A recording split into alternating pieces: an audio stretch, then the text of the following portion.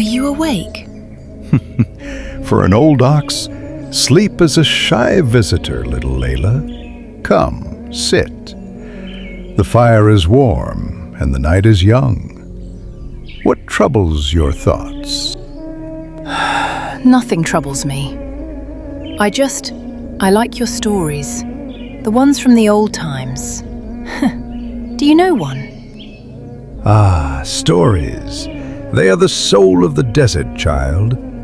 They are the water that nourishes our hearts. I know a story of a man who was tested more deeply than the ocean is deep. A man whose faith was a mountain that even the greatest storms could not erode.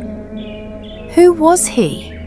His name was Ayyub, and his story begins not in sorrow, but in immense, shimmering blessing. He lived in a valley they called the Sun-Kissed Wadi. It was a paradise on earth. Was he a king? In a manner of speaking, he was a king of gratitude. Allah had blessed him with vast herds, lands so fertile they seemed to sing, and a family so large and loving that their laughter was the valley's music. But it was the life around him that made it truly special. The great horned oryxes would dip their heads in respect as he passed. The wise old hyraxes in the rocks would listen to his prayers. Even the clever sand foxes and the mighty peregrine falcons soaring above were part of his peaceful kingdom. It sounds perfect. It was. And that is why it was tested. Tested? By who? By Iblis, the arrogant one. He saw Ayyub's perfect faith, and it festered in his heart.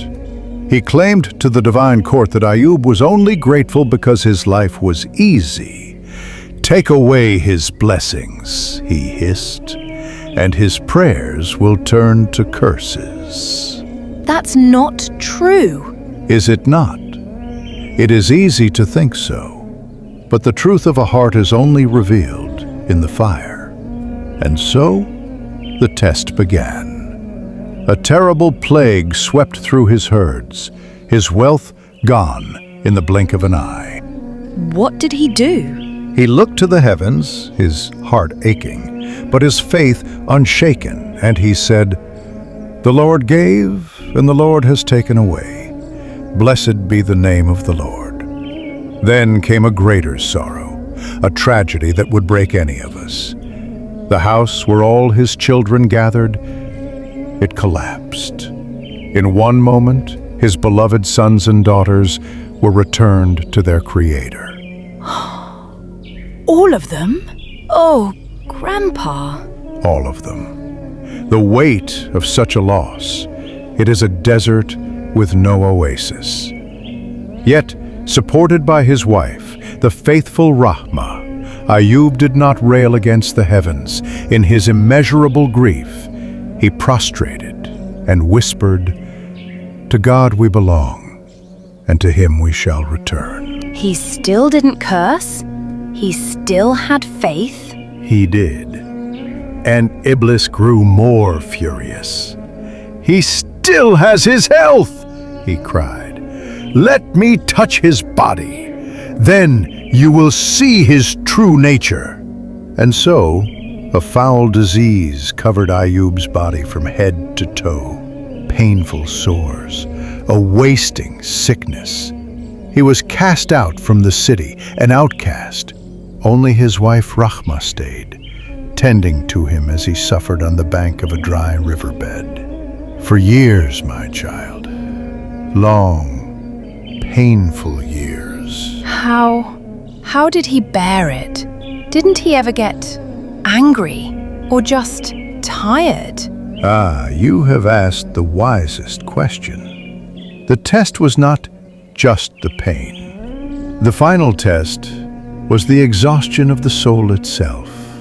After all those years, his wife was gone one day, searching for food. And in that utter loneliness, in that depth of human weakness, a prayer formed in Ayyub's heart. It was not a curse, it was a sigh from the very depths of his being. He said, "O Lord, hardship has truly befallen me." He just said how he felt. Exactly, little one. And in that moment of pure, honest human pain, the mercy of Allah descended like a cool rain. A voice called to him, not with anger, but with infinite compassion. "Strike your foot upon the ground." And with the last of his strength, Ayyub dragged his foot through the dust. And from that barren ground, a spring of the purest healing water gushed forth.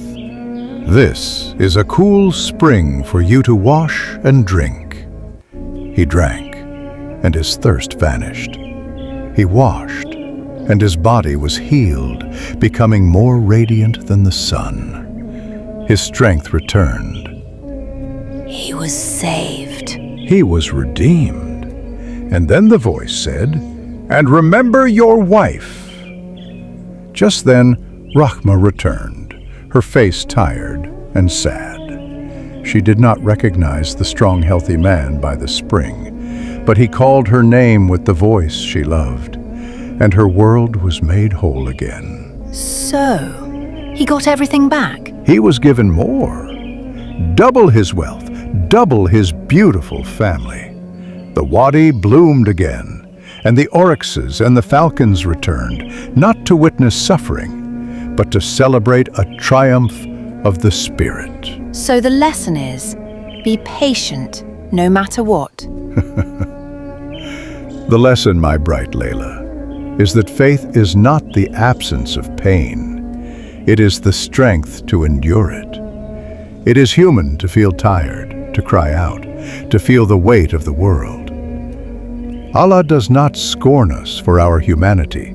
He answers our sincere cries with a mercy that can split the earth itself to bring forth a healing spring. Ayyub's story is a promise that after the longest, darkest night, the dawn will come. But you must hold on to see it. Hold on to your faith, even if it is as small as a mustard seed. For that tiny seed can grow into a tree that shades the entire desert. Remember, Ayyub. Remember the mountain. I will, Grandpa. I will remember.